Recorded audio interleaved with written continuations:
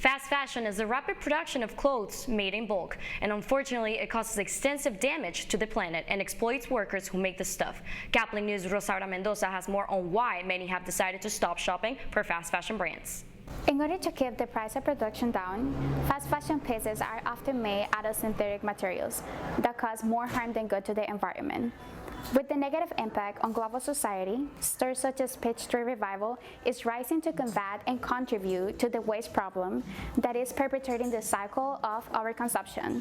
Overproduction and overconsumption of fast fashion play a largely responsible for how the industry impacts society, which give the garment a short lifespan and negatively contribute to landfills. Fast fashion would be anything that is manufactured. Plenty of clothing is made with cheaper materials and textiles and things like that. It's basically a form of getting a lot of mass production of clothing so that it could be quicker sales and people can have always something trendy and something new to add the consumerism way of living, I would say.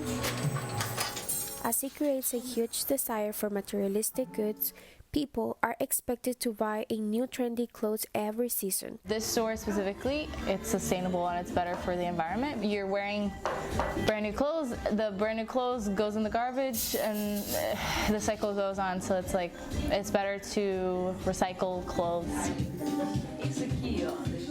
Fast fashion is affecting the environment because of how much waste of clothing is produced. Up to 100 billion garments are produced by the fashion industry every year. Only 20% of textiles are collected for reuse or recycling globally. Vintage things helps the environment because there's so much stuff in the planet already that is one of the first industries that's responsible for the global contamination. There are several options that we as a community can adopt to combat fast fashion. We can repurpose old clothes, buy quality, shop for second-hand clothes, and support small local business. If you do want to save our environment, it's time for you to take action. The more that you buy mass-produced, the more that they need to keep creating. If one person stops and then you can influence others to do the same, you create a whole community of people that think that way.